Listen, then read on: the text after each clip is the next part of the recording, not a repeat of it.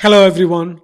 So in this video, you're going to go through exam SC-100, which is Microsoft Cybersecurity Architect mock examination questions. I have prepared these questions based on this syllabus on this particular website. This is the Microsoft Learn examination site. All the 100 questions are from these four different areas which is highlighted in this examination module. Additionally, you can download the content which I'm using, both the PowerPoint and the Word document, for additional reference and for learning. I hope you enjoy the video. Take care. Question number one. Imagine you have just subscribed to Microsoft 365. As part of your security strategy, you aim to implement the zero trust model to safeguard your company's information. That is quite important information here. You need a solution that prevents confidential data from being inadvertently shared outside your organization. Which option would you recommend to achieve this goal? So we have four options: data loss prevention, e-discovery, hold, insider risk management policy, and retention policies. The correct answer is data loss prevention policies. So let me help you understand what data loss prevention policy is. You can achieve this goal by implementing Microsoft Purview to help discover, classify, and protect sensitive information wherever it lives or travels. One of the capability of Microsoft Purview include DLP policies, which is used to protect information that prevents unauthorized access, misuse, or loss of sensitive or critical data. So what is a data loss prevention policy? DLP policies are a set of rules and protocols designed to protect and prevent the unauthorized sharing, transmission, or loss of sensitive information. Some of the benefits of DLPs are protection of sensitive information, regulatory compliance, prevention of data breaches, and visibility and monitoring. So where else can you implement this data loss prevention? You can implement this on an email security level, or you can implement this on a file sharing control level, or you can implement this on a endpoint protection level as well. If you want to know further, please do keep an eye on these reference links that take you to a page where you can read more about it. Additionally, see if you can download this information handy pack that includes all the questions and answers in a detailed format. You can see that there is quite a lot of explanation to each answer, some real world example on where it is being used. On the left hand side, you can see the navigation as well. So you can quickly skip through these questions based on what you're learning. So we have like 100 questions in this list.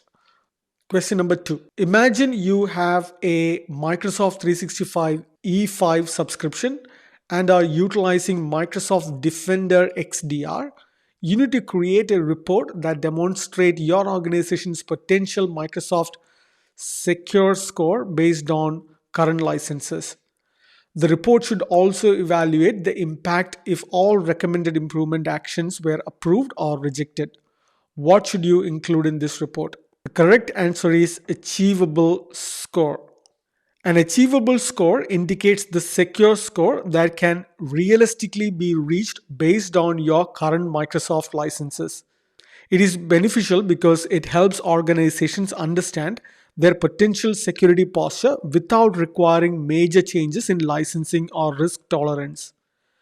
This score is useful for setting attainable security goals and prioritizing actions that can enhance security within your current constraints. Question number three. You are in charge of monitoring and evaluating the Microsoft Secure Score metric for your organization, which has a Microsoft 365 subscription and utilizes Microsoft Defender XDR. As part of your responsibilities, you need to outline the factors that influence the ranking of recommended actions within the Secure Score framework. What criteria should you consider that would elevate the ranking of a recommended action? We have these four options. I don't want to read out these. I'm going to help you understand what is the correct answer, and I will give you an explanation on why that is. The correct answer is higher ranked actions have large number of points remaining and low difficulty, user impact, and complexity. The higher score indicates that an organization's Microsoft 365 environment has a better overall security posture and it's better adhering to security best practices. And these rankings is based on number of points left to achieve, implementation difficulty, user impact, and complexity. So if you're not quite sure about what is this Microsoft Secure Score, it is a measurement tool provided by Microsoft that helps organizations evaluate their security posture within the Microsoft 365 environment. So some of the benefits of Microsoft Security Score include it gives you great visibility, it gives you some actionable insights. You can use that for benchmarking and you can use that for continuous improvement. Question number 4. Imagine you are a security architect at a company that develops web applications. You are tasked with conducting a threat modeling exercise for an application that processes sensitive customer information. Your goal is to identify potential threats, vulnerabilities, and possible mitigations based on principles of Microsoft Security Development Lifecycle. Which methodology would you choose to accomplish this task? So there are 4 methodologies here. Out of that, which one do you think is the right answer? The correct answer is STRIDE. So what is STRIDE? STRIDE is a methodology used for threat modeling, which helps identify and classify various types of threats based on their nature and potential impact. So STRIDE is an acronym. So what does it mean? S means for spoofing, T means for tampering, R means for repudiation, I means for information disclosure, D means for denial of service, and E means for elevation of privilege. Spoofing is pretending to be someone or something else. Tampering is modifying data or system without authorization. Repudiation means denying action or transactions. I, which is information disclosure, which is exposing sensitive information to unauthorized entities. D is denial of servicing or disrupting service availability. And E is elevation of privilege or gaining unauthorized access to higher levels of permission. So some of the benefits of STRIDES include comprehensive threat identification, structured approach, and guidance for mitigation. Question number 5. Imagine you have an Azure subscription that include multiple web applications. Your company aims to offer secure and global access to these web applications for a worldwide customer base. You need to propose a security solution that meets the following criteria. Provides a global approach to inspect incoming requests at the network edge. And the second criteria is prevents malware attacks near their source before they penetrate the virtual network.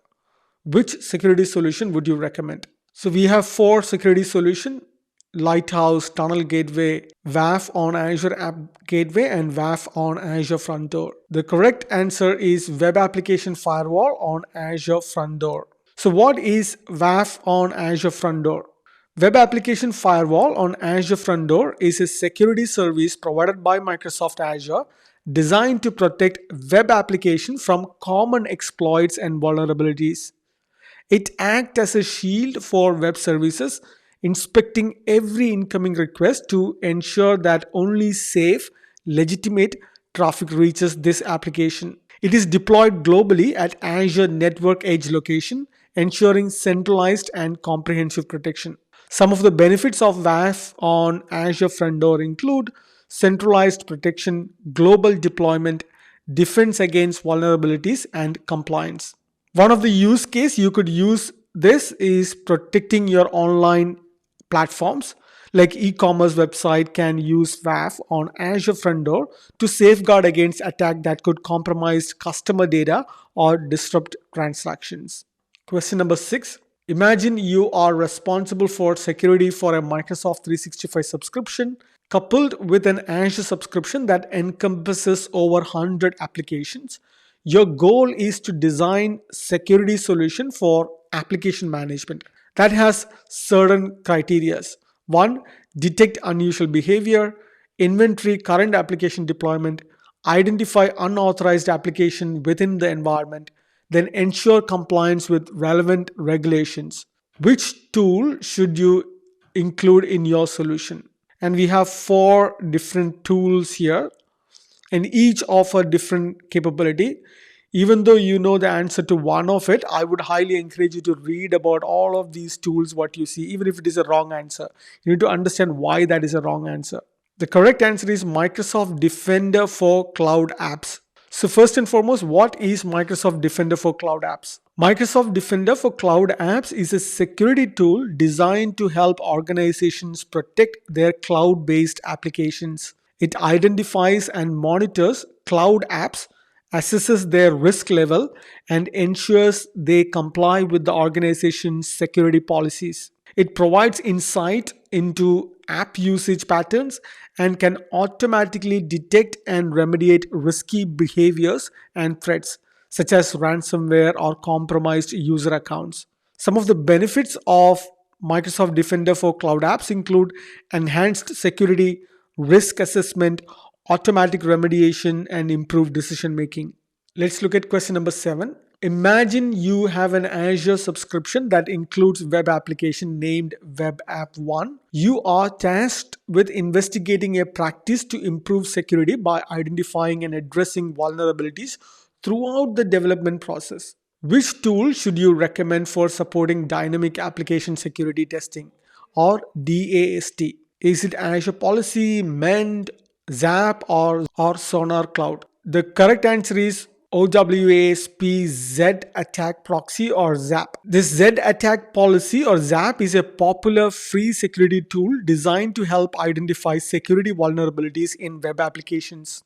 And it is an open source security tool which can help developers and testers identify security issues that could be exploited by attackers. Some of the benefits of this ZAP is easy to use, comprehensive scanning, active community, and it is highly customizable. Question number 8. Your team is working on a web application called Web App 1 and you need to ensure the security and reliability. You're tasked with recommending a process that involves submitting random malformed data to the application to identify potential vulnerabilities. What process will you suggest? We have 4 processes here. Which one do you think is the right answer? The correct answer for this question is Fuzz testing. So what is a Fuzz testing?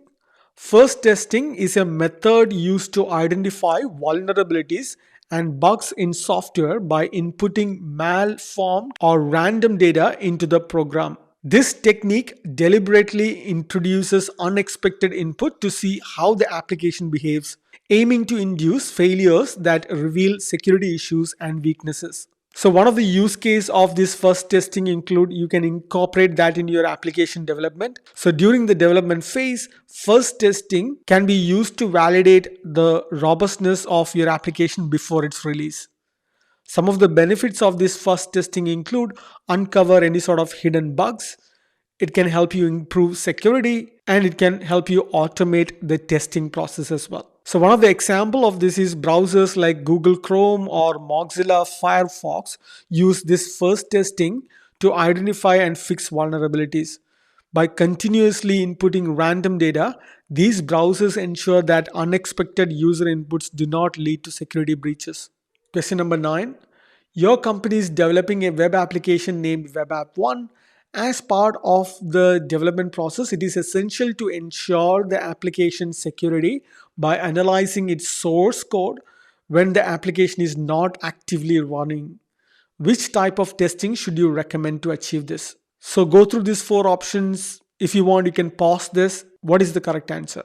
The correct answer is SAST or Static Application Security Testing. So what is Static Application Security Testing? This process involves analyzing source code or compiled versions of code to detect security vulnerabilities without executing the code. This method examines the code systematically while it is at rest to identify potential flaws that could be exploited. Some of the benefits of SAST include early detection, comprehensive analysis, compliance, etc. If you want to know on a real world example, a financial institution routinely uses SAST tools to analyze their banking software, ensuring that sensitive data transactions are secure and free from vulnerabilities. Question number 10. Imagine you have an Azure subscription containing a web app named Web App 1, which utilizes a backend Azure SQL database named SQL DB1. You need to recommend a security solution that prevents Microsoft SQL Server administrators and privileged accounts from accessing or reading sensitive information stored in specific database columns within your database. What solution would you recommend? Pause for a moment, look at these examples, and what is the correct answer? The correct answer is always encrypted. So, what is this always encrypted means? Always encrypted is a feature of Microsoft SQL Server and Azure SQL Database that helps protect sensitive data by encrypting database columns. The encryption and decryption of the data occur on a client side, meaning that the SQL server itself does not have access to the encryption keys and thus cannot read the encrypted data. This ensures that even if an attacker gains admin access to the databases, they cannot retrieve or decipher the sensitive information without the encryption key. This is commonly used in banking sector, healthcare provider, e-commerce platform to protect their workloads or databases.